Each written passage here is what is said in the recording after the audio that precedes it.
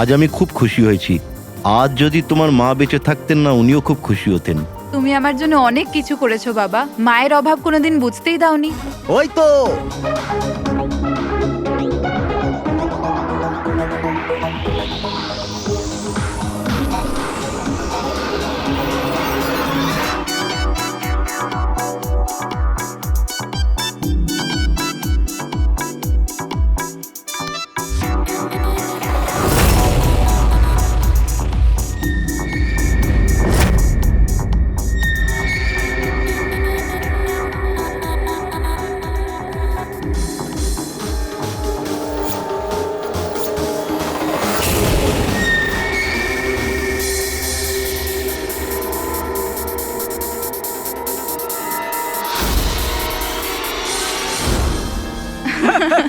কি যে বলো। এক্সকিউজ মি, ইয়েস, বিয়ের জন্য শুভেচ্ছা। Thank you so much. আপনার পরিচয়? আপনাকেও। Thank you. চিরাগ, আরে মিউজিক বন্ধ করো। বাবা বাবু, কি চিরাগ, কে করেছে এমন? বাবা ও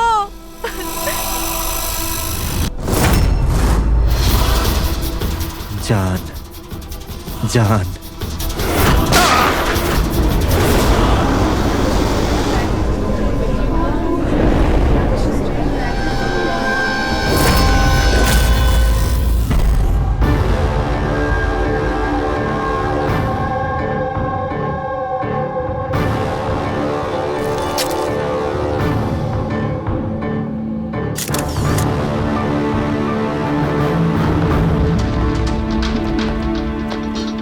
হ্যাঁ ফ্রেডি, স্যার, খুনটা এই করেছে আর নিজে আত্মহত্যা করেছে।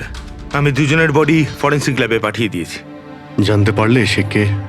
না স্যার, না আইডি পেয়েছি, না পার্স পেয়েছি, না মোবাইল।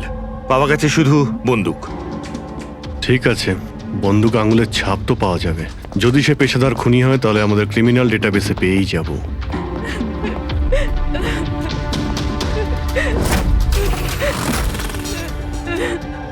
আচ্ছা, আপনারা তো খুনিকে পরিষ্কার দেখতে পেয়েছেন। কেউ কি চেনে তাকে? না স্যার, আমরা তো স্যার দেখিনি। কেউ চেনেন না ওকে? মানে ও বিনা নিমন্ত্রণে বিয়ের পার্টিতে এসেছিল? হ্যাঁ স্যার, হতে পারে গুলি যে চালিয়েছে ওকে একতরফা ভালোবাসে এরকম কোনো প্রেমিক হতে পারে। দেখা যাক। বুঝতে পারছি এই সময়টা সঠিক সময় নয় তোমার সাথে কথা বলার জন্য, কিন্তু আমাদের জন্য এটা জানা খুবই দরকারি যে চিরাগকে গুলি কে মারলো। আমি জানি না যে ও কে ছিল। আমি ওকে প্রথমবার দেখেছি। চিরাগও জানতো না যে ও কে ছিল। এলো আর গুলি চালিয়ে চলে গেল। ওর কি দোষ ছিল বাবা? অদ্ভুত ব্যাপার, একজন লোক অচেনা কারোর বিয়েতে ঢুকে তাকে গুলি করে, তারপর সে ওইখানে সুইসাইডও করে। কোনো মেন্টাল প্রবলেম নিশ্চয়ই। মানসিক অবস্থা হয়তো ঠিক ছিল না, আর কিংবা এর জীবনেই হয়তো কেউ কোনোদিন একে ঠকিয়েছিল। যেই হোক, এই খুনের ফটোগুলো সব সোশ্যাল সাইট আর খবরের কাগজে দিয়ে দিই। কেউ না কেউ তো চিনেই ফেলবে।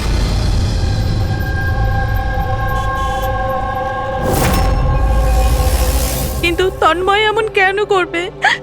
পুনা থেকে মুম্বাই গিয়ে, তাও কোনো অজানা মানুষের বিয়েতে। এই কেনর উত্তর তো আমরাও খুঁজে বেড়াচ্ছি। আচ্ছা, আপনারা ওকে শেষবার কখন দেখেছেন? কাল সকালেই দেখেছিলাম, যখন ও কলেজের জন্য বেরিয়েছিল।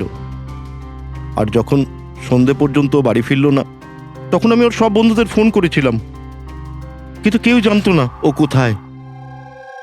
আর আজ তাহলে আপনি মিসিং কমপ্লেন লিখিয়েছেন? হ্যাঁ স্যার, এই নিতে সময় বললো যে তন্ময়ের ছবি সোশ্যাল মিডিয়াতে ঘুরছে। ও, আপনারা তন্ময়ের বন্ধু? হ্যাঁ স্যার, শেষবার কবে দেখেছিলেন তন্ময়কে? কাল দুপুর 2টোয়। ওর বিহেভিয়ার কেমন ছিল? একদম নর্মাল ছিল। কেউ বলতেই পারবে না যে ও এরকম কিছু করার কথা ভাবছে। এই এই চিরাগ আর ওর গার্লফ্রেন্ড, চেনেন এদেরকে? আগে না। আপনি? না ম্যাডাম। হুম? না ম্যাডাম। তন্ময়কে ওদেরকে চিনতো? না আমরা জানতাম না, তন্ময় ওকে জানতো। খারাপভাবে নেবেন না, কিন্তু তন্ময়ের কোনো কিছু কি প্রবলেম ছিল? আই মিন, কোনো মানসিক সমস্যা ছিল? কোনো মেন্টাল প্রবলেম? স্যার, ওই তন্ময় আর ওর গার্লফ্রেন্ডের কিছু মাস আগে ব্রেকআপ হয়ে গেছিল। ও কিছুটা ডিপ্রেশনে ছিল। ডিপ্রেশনে ছিল? হ্যাঁ স্যার, না ভালো করে খেত, না ঘুমাতো, এমনকি আমাদের সাথেও কথা বলতো না, শুধু নিজের ঘরেতেই থাকতো। নিজের রুমে?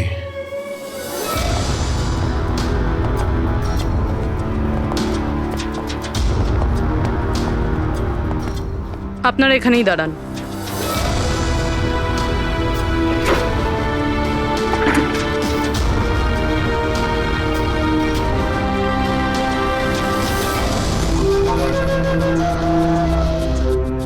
স্যার,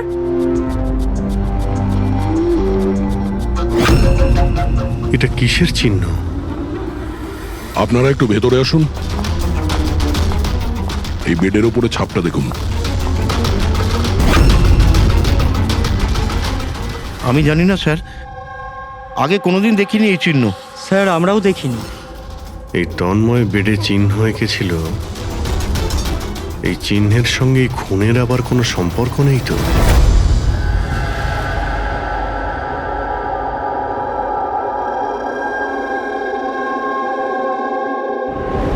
স্যার, ইন্টারনেটে চেক করেছি আর লাইব্রেরিতে গিয়ে অনেক বইয়ের মধ্যেও দেখলাম, কিন্তু এই চিহ্নটার ব্যাপারে কিছু জানতেই পারলাম না স্যার। এটা যাই হোক না কেন, কিন্তু আমাদের কাছে এটা গুরুত্বপূর্ণ। এই তন্ময় কলেজ স্টুডেন্ট, কোনো অচেনা শহরে গিয়েছে আর ওখানে কোনো অপরিচিত লোকের প্রাণ নেয় আর ও নিজে আত্মহত্যা করে, অথচ এই সব কিছুর পেছনে কোনো কারণ জানা যায়নি, কিচ্ছু না। না, এই ধাঁধার উত্তর এই চিহ্নটার মধ্যেই আছে। স্যার, হ্যাঁ স্যার আমি তন্ময়ের ল্যাপটপটা চেক করেছি। কি পেয়েছো? স্যার নিশানের ব্যাপার তো ছেড়ে দিন, এই ল্যাপটপটাতে তো কিছুই নেই। কি? সব ফাইল ডিলিট করে দেওয়া হয়েছে, পুরো ল্যাপটপটা খালি স্যার। আমাদের কাছে রিকভারি সফটওয়্যার আছে, সেটা ট্রাই করে দেখো, যা ডিলিট হয়েছে সব পেয়ে যাবে। চেষ্টা করেছিলাম স্যার আমি, তাহলে? কিন্তু ফাইল এমন ভাবে ডিলিট করা হয়েছে যে রিকভারি সফটওয়্যারও এটাতে কাজ করছে না। এটাই বুঝতে পারছি না, তন্ময় ডিলিট করেছে নাকি অন্য কেউ করেছে। অভিজিৎ, সে যেই হোক না কেন, সে জানতো যে তন্ময়ের মৃত্যুর পর ল্যাপটপটা আমাদের কাছে আসবে, সেই জন্য সব প্রমাণ মুছে দিয়েছে।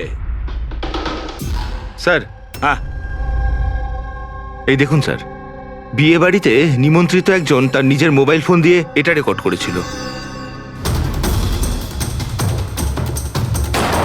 মাই গড। স্যার, এ মারা যাওয়ার আগে চোখ বন্ধ করে কি যেন বিড়বিড় করছিল। হ্যাঁ,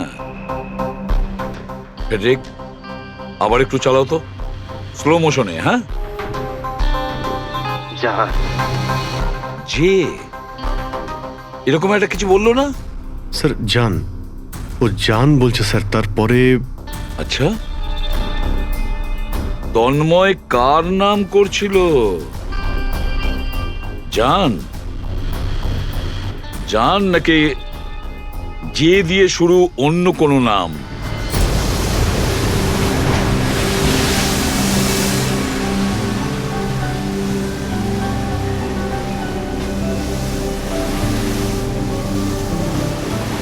আরে আমরা কতদিন বাদে ঘুরতে বেরোলাম বল। ওহো,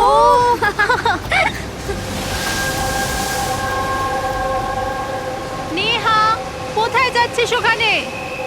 নেহা, নেহা, নেহা শোন তো। নেহা, নেহা, নেহা।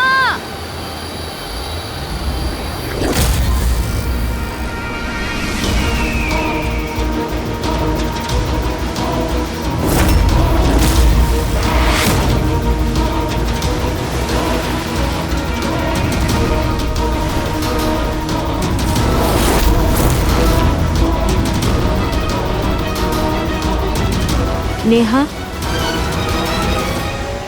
আপনি আমাকে চেনেন?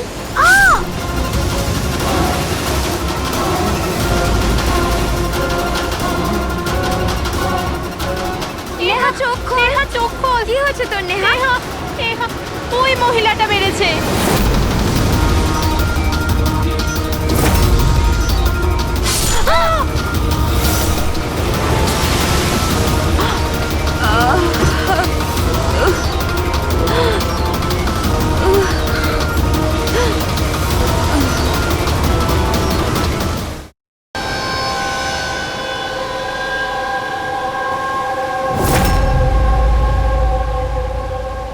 পঙ্কজ, ওই দিকটা চেক করো। আপনারা একটু পেছনে সরে যান, দেখি প্লিজ, পেছনে সরে যান, সরে যান। পিছিয়ে যান আপনারা, সবাই পিছিয়ে যান প্লিজ। আচ্ছা, এই লাশটাকে প্রথম কে দেখেছিল? আমরা দেখেছি আপনারা কি? স্যার, আমরা নেহার বন্ধু। এখানে ঠিক কি হয়েছিল বলুন তো? আমরা তিনজন আর নেহা বিচে ঘুরতে এসেছিলাম। ওই যে মহিলাটি আছে না, ওই আন্টি হঠাৎ করে এলো আর ছুরি মেরে দিল ওকে। ছুরি মেরে দিয়েছে? আপনি স্যার, আমি নেহার বয়ফ্রেন্ড বিশাল। এই সব আপনাদের সামনে হয়েছে আর আপনারা এটা বাধা দেওয়ার চেষ্টা করেননি? এইসব এমনই হঠাৎ হলো যে আমরা কিছু বুঝতেই পারিনি।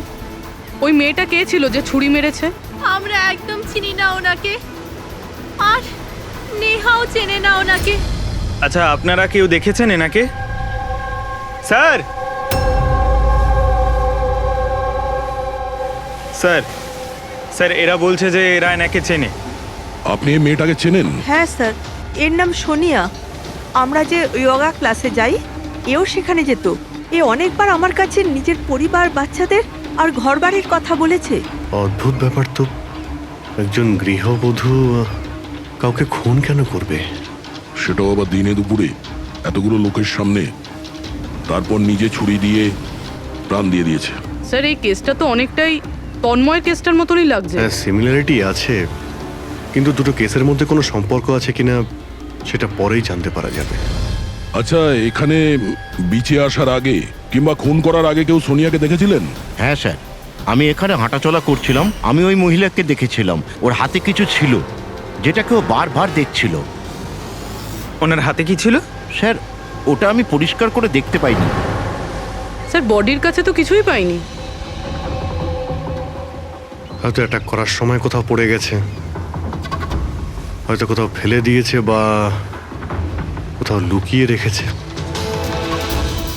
ডাস্টবিনটা একবার দেখে নিই।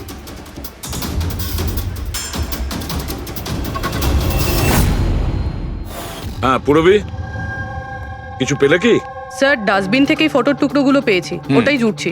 5 মিনিট। ঠিক আছে স্যার, হ্যাঁ স্যার, সোনিয়া যে কলোনিতে থাকে সেখানে গিয়ে জিজ্ঞাসাবাদ করেছি আমরা, কিন্তু ওখানে সবাই বলছে যে ও খুব ভালো আর দয়ালু মনের মহিলা ছিল। এর নাম সোনিয়া। এ অনেকবার আমার কাছে নিজের পরিবার, বাচ্চাদের আর ঘরবাড়ির কথা বলেছে। সে আজকে কাউকে খুন করলো? আরো একটা কথা জানা গেছে স্যার, 7 মাস আগে সোনিয়া 10 বছরের ছেলে কোনো একটা অ্যাক্সিডেন্টে মারা গেছে। তারপর থেকে খুব ডিপ্রেশনে ছিল। এই কেসটা তো একেবারে তন্ময়ের মতন কেস। তন্ময় ওই ছেলেটাকে মেরেছিল, তখনও ডিপ্রেশনে ছিল। তন্ময় আর ওর গার্লফ্রেন্ডের কিছু মাস আগে ব্রেকআপ হয়ে গেছিল। ও কিছুটা ডিপ্রেশনে ছিল। আর স্যার, সোনিয়ার যে ল্যাপটপ ছিল সেটা তন্ময়ের ল্যাপটপের মতো একদম খালি রয়েছে। বোঝো স্যার, এটা তো একদমই হতে পারে না যে দুজন সাধারণ মানুষ খুন করে আবার আত্মহত্যাও করে নিয়েছে। দুটো কেসের মধ্যে কোনো না কোনো সম্পর্ক তো নিশ্চয়ই আছে। হ্যাঁ স্যার, হ্যাঁ স্যার জুড়ে গেছে স্যার। নেহার ছবি এটা। মানে সোনিয়া নেহার ফটো দেখছিল বিচে বসে। এটার একটাই মানে দাঁড়ায় যে সোনিয়া নেহাকে আগে থেকে চিনতো না। তার মানে ও আগে কখনো নেহাকে দেখেইনি।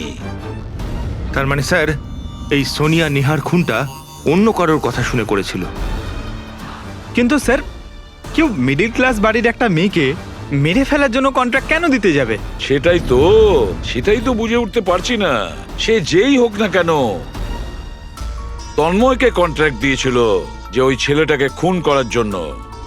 আর তারপরে সোনিয়াকেও কন্ট্রাক্ট দিয়েছিল নেহাকে মারার জন্য।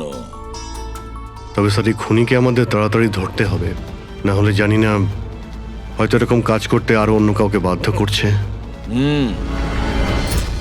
খুব মন দিয়ে দেখো এই ফটোটা, এই ফ্রেমটা দেখতে পাচ্ছো? আরে হ্যাঁ স্যার, ফটোটা ক্রপ করা হয়েছে নাকি? হ্যাঁ ফ্রেডি, এই যে বর্ডারটা দেখছো এটা ফটো ফ্রেম। অন্য কোনো ফ্রেম থেকে জুম করে এই ফটোটা তোলা হয়েছে। এই যে এই মাঝখানে কাঁচের রিফ্লেকশনও আছে। তার মানে কেউ এই ফটো ফ্রেম থেকে ছবি তুলে এই ফটো সোনিয়াকে দিয়েছিল। আর নেহার এই ফটো ফ্রেম হয়তো ওর পরিবারের কারো কাছে থাকবে, না হলে ওর বিশেষ কোনো বন্ধুর কাছে।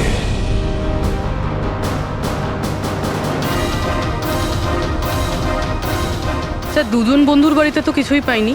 নেহা 3 নম্বর বন্ধুর বাড়িতে দেখা যাক।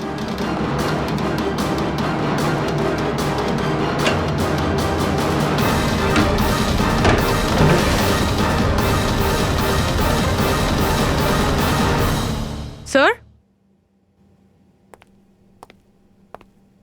হ্যাঁ পুরবি, স্যার এটা তো সেই ছবিটা। কারেক্ট। ওই ছবিটা বের করো তো।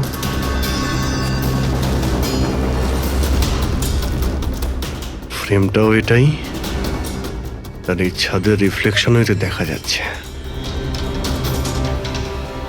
তাহলে এই হলো সেই। নেহার খুন তো সোনিয়াই করেছে না? তো আমাদের সবাইকে কেন ডাকা হয়েছে? যদিও নেহাকে খুন সোনিয়াই করেছে, কিন্তু নেহাকে খুন করার জন্য সোনিয়াকে অন্য কেউ কন্ট্রাক্ট দিয়েছিল, অন্য কেউ।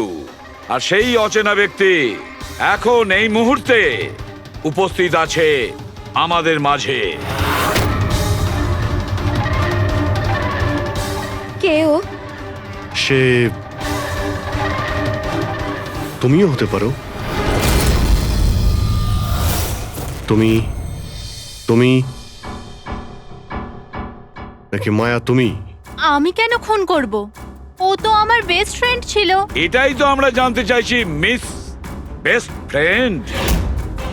কেন তুমি নেহাকে খুন করিয়েছো? হোয়াট?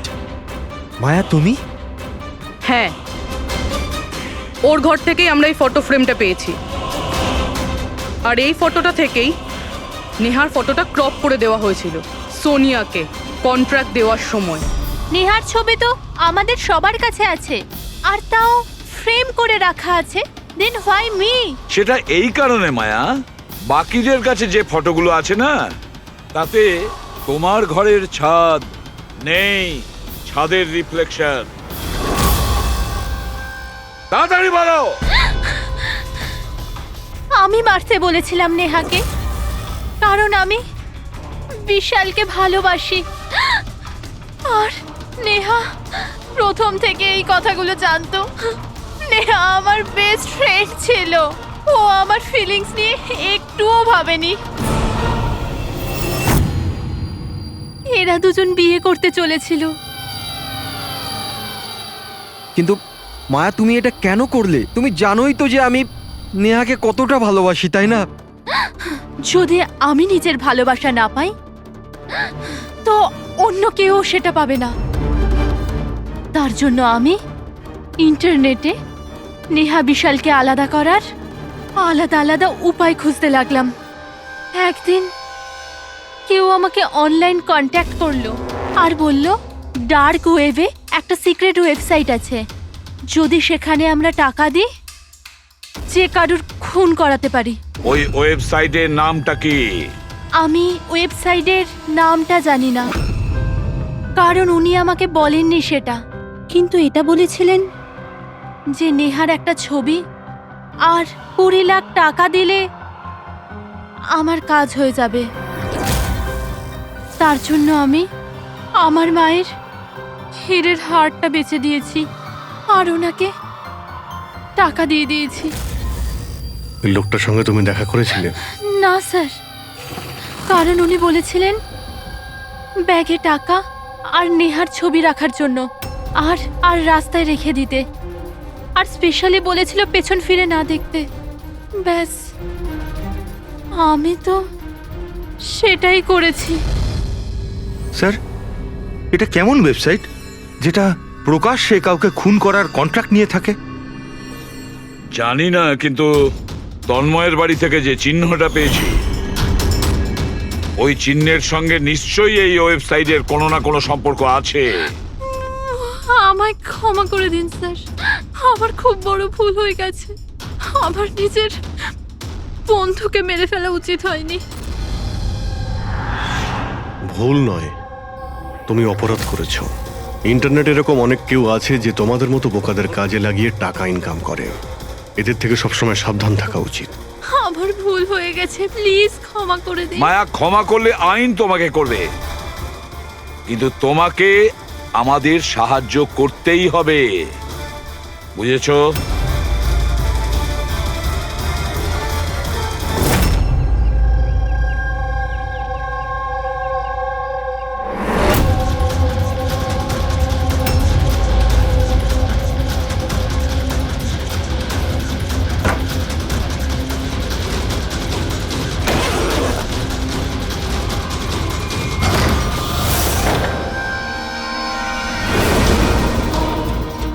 তোমার কি মনে হলো এই পুরো টাকা একাই খরচা করবে? হ্যাঁ,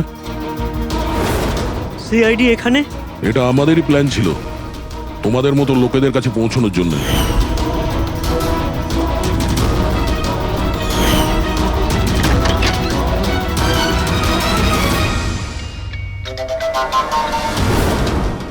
এই, এই ভাই, কি আছে? খেলো এ? মুখ খোল, মুখ মুখ খোলো। খোল। মুখ খোলো। এই এ তো মরে গেল। স্যার, এর নিশ্চয়ই কোনো বস আছে স্যার, ওই ওয়েবসাইটের, যারা মানুষকে মারার কন্ট্রাক্ট নেয় স্যার। ও, মনে হচ্ছে এই ভয়েই ও আত্মহত্যা করে ফেললো। একটু দেখো এখানে কিছু পাওয়া যায় কিনা।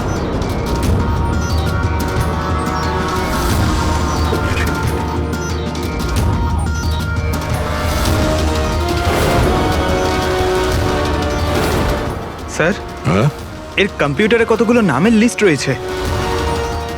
এই দেখুন স্যার, এই ডিপ্রেশন রিলেটেড একটা ওয়েবসাইট রয়েছে স্যার, যার মেম্বার এরা ডিপ্রেশনের ব্যাপারে একে অপরের সঙ্গে সব শেয়ারও করেছে। এই ডিপ্রেশনের রুগীদের ডেটা কেন রেখেছে? এই দেখুন স্যার, এই সোনিয়া স্যার, ও লিখেছে যে আমার মেয়ের মৃত্যুর আঘাত আমি সহ্য করতে পারবো না।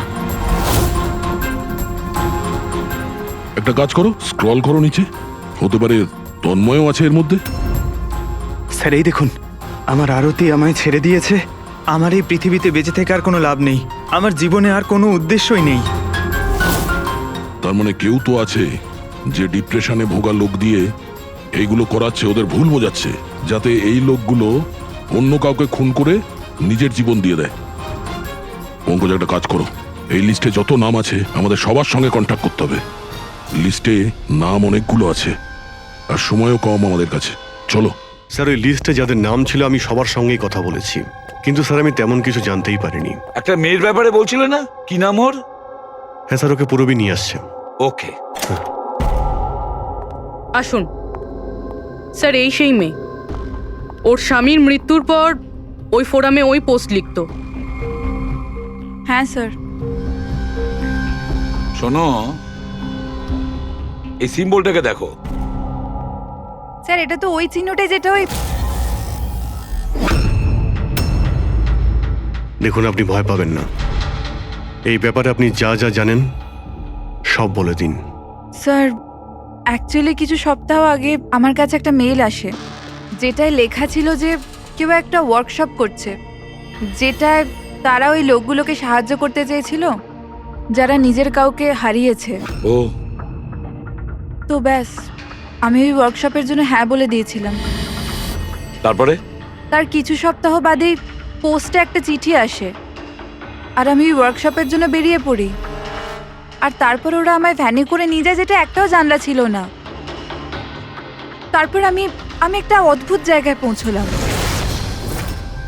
আর তারপর ওই ঘরেই আমি এই চিহ্নটা দেখি। এই দুনিয়া একটা নদীর মতো, একটা সমুদ্র, দুঃখের সমুদ্র।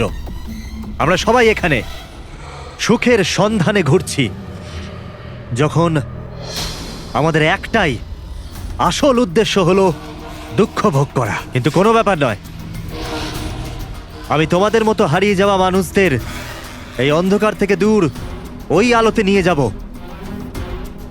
আমি তোমাদের সবাইকে শেখাবো যে কিভাবে এই দুঃখের সমুদ্রে খুশির নৌকা চালাতে হয়। তাহলে বলো, তোমরা আমার সাথে আছো? হ্যাঁ, আছি। তোমরা সবাই জানেশের সাথে আছো? হ্যাঁ, আছি। তাহলে মারা যাওয়ার আগেই তন্ময় এরই নাম নিচ্ছিল স্যার। জান। এমন একটা লোক যে মানুষের মধ্যে অন্ধবিশ্বাস ছড়াচ্ছে, আর লোকে ওকে ভরসাও করছে, বিশ্বাসও করছে। স্যার খুব তাড়াতাড়ি ওকে আমাদের ধরতেই হবে। কোথায় নিয়ে গিয়েছিল তোমাকে? তোমার কিছু মনে আছে? না স্যার, ওই ভ্যানে একটাও জানলা ছিল না, তাই আমি কিছু দেখতে পাইনি। অভিজিৎ, এই লিস্টে যতজন লোক আছে সবার সঙ্গে কন্ট্যাক্ট করো। জানি না ওদের পরের শিকার কে হবে আর কে হবে খুনি।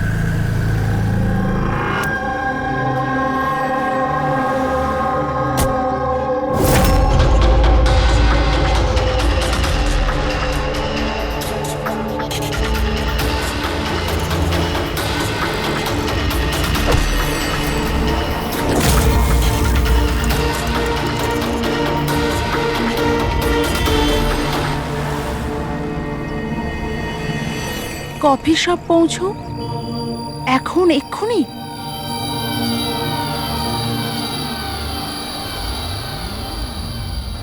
আচ্ছা, ওরা তোমায় কোথায় নিয়ে গিয়েছিল, কত দূরে, কোথায়, কিছু কিছু মনে আছে তোমার? এত সপ্তাহ হয়ে গেছে যে আমার কিছুই ভালো করে মনে নেই। কিন্তু তোমার কিছু তো মনে আছে?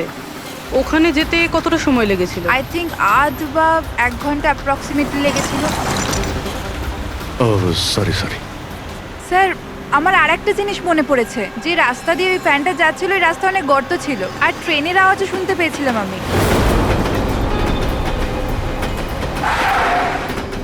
আচ্ছা, আর যখনই ট্রেনের আওয়াজটা শুনতে পেয়েছিলাম তার কিছুক্ষণ বাদেই ভ্যানটা থেমে গেছিল। তাহলে তো আমরা সঠিক রাস্তাতেই এসেছি। এই নাও কফি খাও। আপনি আমাকে এখানে ডেকেছেন?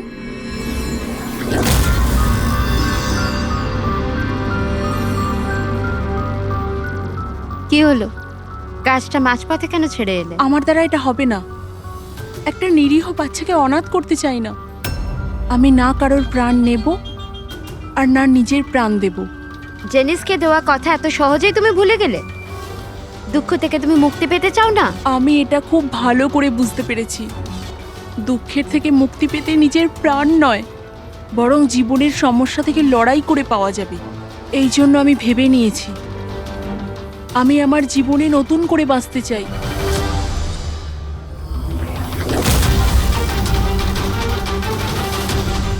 কেন নয়? জেনিসে তো এটাই বলতে চেয়েছিল যে সব মানুষের নিজের জীবনে নিজে চলার মতো অধিকার আছে। আমি তোমাকে টাকা দেব একটা নতুন শহরে নতুন জীবন শুরু করার জন্য। সত্যি? Thank you. Thank you so much. শুধু থ্যাংক ইউ এ কাজ চলবে না, তোমার আমাকে কফিও খাওয়াতে হবে। আমি তোমাকে কফি খাওয়ালাম না, এবার তোমার পালা। কেন নয়? Waiter, yes ma'am. একটা coffee. Sorry ma'am, self service. Okay sorry, counter কোথায়? Okay thank you. You are welcome. আমি এক্ষুনি কফি নিয়ে আসছি। আমার স্পেশাল কফি চাই, 2 স্পুন চিনি আর হাফ স্পুন কফির সাথে। শিওর।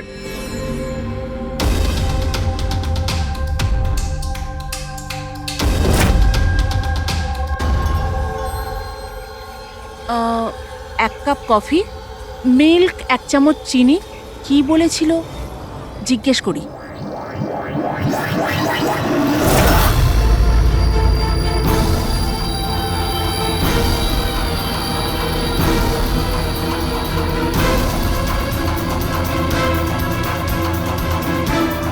এটা কি মেশাচ্ছে আমার কফিতে? নিশ্চয়ই এটা বিষ হবে। এরা এত তাড়াতাড়ি আমাকে মুক্তি দেবে না মনে হয়।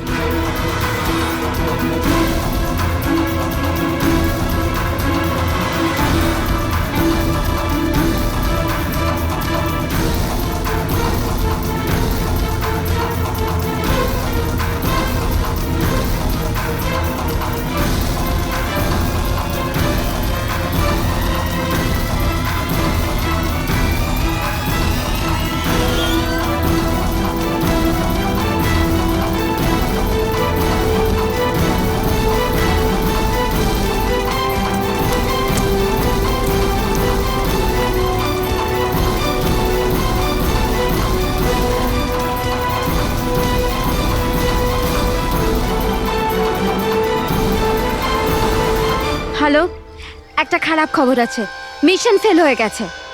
ওই মেয়েটা পালিয়ে গেছে। কোনো ব্যাপার নয়, দুনিয়াটা এত বড় নয় যে কেউ জানাসের হাত থেকে পালাবে। সবাইকে কাজে লাগিয়ে দাও, প্রত্যেককে মেসেজের সাথে একটা করে ফটো পাঠিয়ে দাও। আর হ্যাঁ, 1 ঘন্টার মধ্যে আমি ভালো খবর শুনতে চাই। খারাপ খবর নয়, অনন্যার মৃত্যুর ভালো খবর। স্যার, এই রেলওয়ে ট্র্যাক্সের কাছে তো এটাই শেষ জায়গা। বেশিরভাগ সময় শেষ জায়গাতেই সাফল্য পাওয়া যায় Purabi.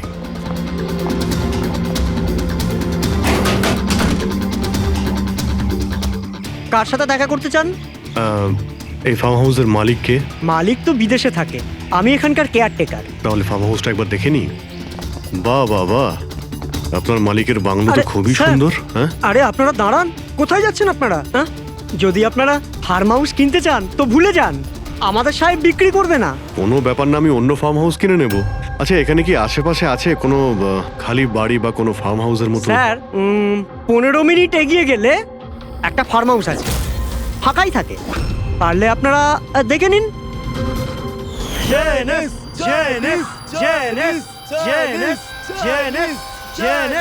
Thank you. Sir, sir এটাই ওই জায়গা। এই লোকটা ওই রিংটাই পড়ে আছে।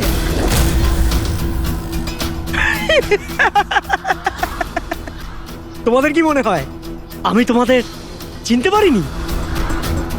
আরে তোমরা সিআইডি অফিসার, আমি দূর থেকেই তোমাদের চিনে ফেলেছি, বুঝেছো? খুব বড় ভুল করেছো আমাদের চিনে ফেলে। তোর মালিক কোথায় বল, কোথায় পাবো ওকে? আমি জানি না স্যার। ওর পার্টি কোথায় হয়? নিচে এখানকার হল ঘরে হয় স্যার। এর পরের টার্গেট কে? আমি জানি না স্যার। তোরা কাকে খুন করতে চলেছিস? বলছি স্যার, বলছি।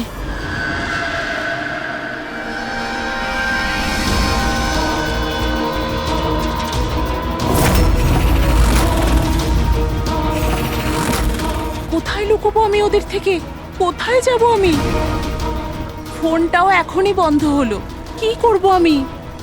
ভিড়ের মধ্যে চলে যাই, তখনই বাঁচবো আমি।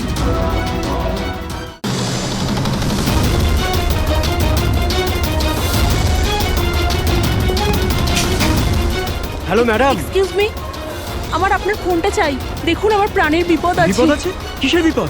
দেখুন আমার কাছে সময় খুব কম, প্লিজ আপনার ফোনটা দিন।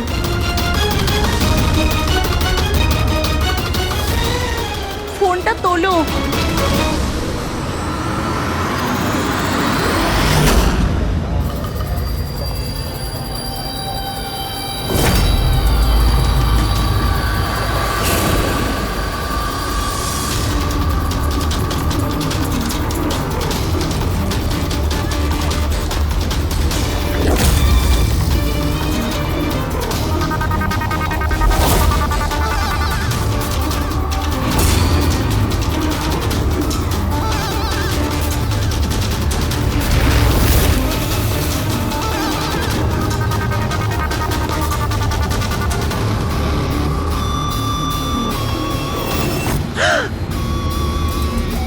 হয়েছে বাবা? এত ঘাবড়ে কেন আছো? আমাকে কেউ মারতে চায়। মারতে চায়? তুমি ভয় পেও না, আমি এখনই সিআইডি কে ফোন করছি। তুমি এখানে কোথাও লুকিয়ে পড়ো।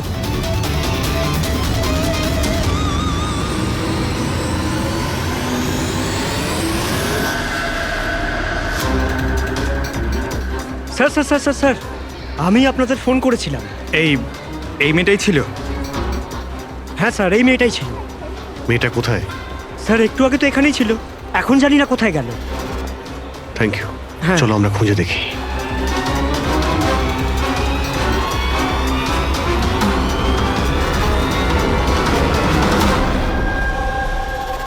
এই শোনো। কি হয়েছে? সরি, আপনি এই মেয়েটাকে দেখেছেন? আপনি কে? আরে বাবা, আমি সিআইডি অফিসার। দেখেছেন আপনি ওকে? একটু ভালো করে দেখুন। না।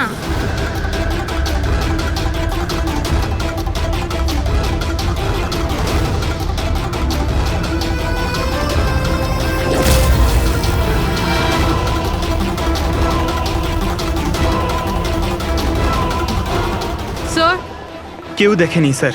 গেল কোথায় ও? এক্সকিউজ মি, আপনারা কি সিআইডি থেকে? হ্যাঁ, আমি একটা মেয়েকে দেখলাম, ওর প্রাণের ঝুঁকি আছে। কোথায় ওই মেয়েটা? ও এক্ষুনি বাইরের দিকে গেল।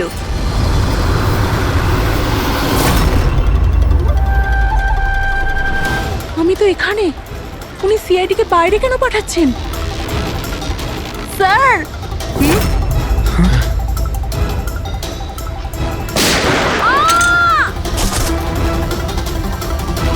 তুমি ঠিক আছো?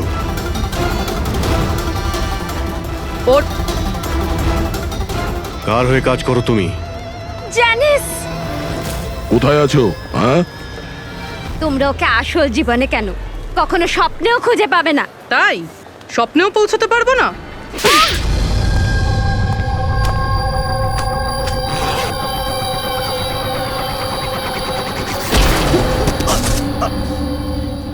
আরে স্যার, আপনি যাচ্ছেন কোথায়? হ্যাঁ, আপনার সঙ্গে আমরা দেখা করতে এসেছি আর আপনি চলে যাচ্ছেন। বলুন না, দুঃখের চিকিৎসা কি? দুঃখের চিকিৎসা মেকআপ সরিয়ে আসল চেহারাতে ফিরে আসা। কি ঠিক বললাম তো? খুব ভালো অ্যাক্টিং করো তো বন্ধু তুমি। হ্যাঁ, তোমার তো বেস্ট অ্যাক্টর অ্যাওয়ার্ড পাওয়া উচিত। একজন কলেজ স্টুডেন্ট হয়েও তুমি বুড়োর এত ভালো অ্যাক্টিং করছো। ঠিক বলছি তো মিস্টার আমান?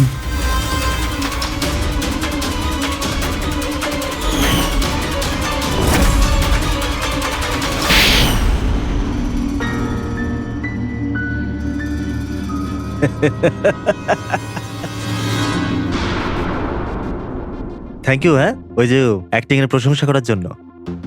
আমি শুধুই কলেজ স্টুডেন্ট নয়, আমি একজন সাইকোলজি স্টুডেন্টও। অনেক বই পড়েছি মানুষদের অন্ধবিশ্বাস নিয়ে।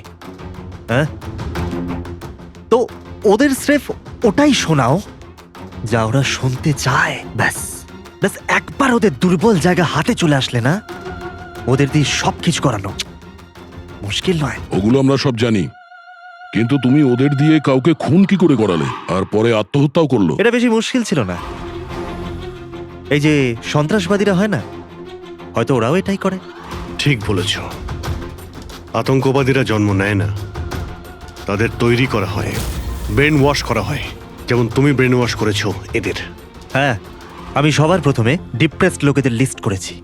কেউ নিজের গার্লফ্রেন্ডের চলে যাওয়ার কারণে ডিপ্রেসড ছিল, কেউ নিজের ছেলের মৃত্যুতে দুঃখী ছিল, ইত্যাদি ইত্যাদি। সো ওদের ভেতরে প্রথমেই আত্মহত্যার লুকোনো আগুন ছিল। ব্যাস, আমি তো ওই লুকোনো আগুনের ফায়দা তুলেছি। আর সেটার সুযোগ নিয়ে তুমি নিজের কাজ হাসিল করেছো। আমি তো শুধু ওদের এটাই বিশ্বাস করিয়েছিলাম যে ওই বেচারাদের সাথে ভুল হয়েছে, আর ওদের শুধু আমি ন্যায় বিচার দেব। কিন্তু এরা সবাই তো পড়াশুনো করা লোক ছিল, যারা সঠিক কি ভুল কি তার পার্থক্য বোঝে। তাহলে ওদের দিয়ে কি করে করালে খুন? আরে মুশকিল কি স্যার, এখন ওই সোনিয়ার কথাই ভাবুন না। ওর ছেলের মৃত্যু একটা অ্যাক্সিডেন্টে হয়েছিল, তো আমি ওকে শুধু এটাই বিশ্বাস করিয়েছিলাম যে এমন পৃথিবীতে অনেক লোক আছে যারা এরকম কাজ করে আরামে বেঁচে আছে। তাই আমি সোনিয়াকে এটাই বলেছিলাম যে ওর জীবনের স্রেফ একটাই উদ্দেশ্য, যে এই সব লোকেদের মধ্যে একজনকে মেরে দিক, আরও পরের জন্মে গিয়ে ছেলের সাথে দেখা করতে পারবে। তারপর কি হলো, ও প্রথমে নেহাকে খুন করলো আর তারপর নিজেকেও মেরে দিল। ব্যাস স্যার, এভাবেই সোনিয়ার মতো অনেককেই আমি মিথ্যে প্রতিশ্রুতি, মিথ্যে আশা দিলাম, আর যেটা আমি চাইছিলাম সেটাই ওদের দিয়ে করালাম। আমি জানতাম এই কাজে অনেক টাকা, তো ধরা না পড়ে যায়, এই জন্য আমি ডার্ক ওয়েবে সুপারি নেভার ওয়েবসাইট বানালাম, আর আমি সফলও হলাম। আচ্ছা, আপনারাই বলুন, আপনারা এরকম কত কলেজ স্টুডেন্টকে জানেন যারা এই বয়সে, আমার বয়সে, কোটিপতি হয়ে গেছে? তুমি কতজন কলেজ স্টুডেন্টকে চেনো যারা এই বয়সে জেলের কাল কুঠুরির মধ্যে বসে ফাঁসির জন্য অপেক্ষা করছে? তাদের মধ্যে তুমি একজন। লোকে চোখের জল মোছানো, তাদের দুঃখে তাদের সঙ্গে থাকা ভালো কাজ, কিন্তু এই ভালো কাজেও তুমি লোভের বীজ ঢুকিয়ে দিয়েছো। আশা করি যে তোমাকে দেখে লোক শিক্ষা নেবে আর কোনো অন্ধবিশ্বাসে বিশ্বাস করবে না।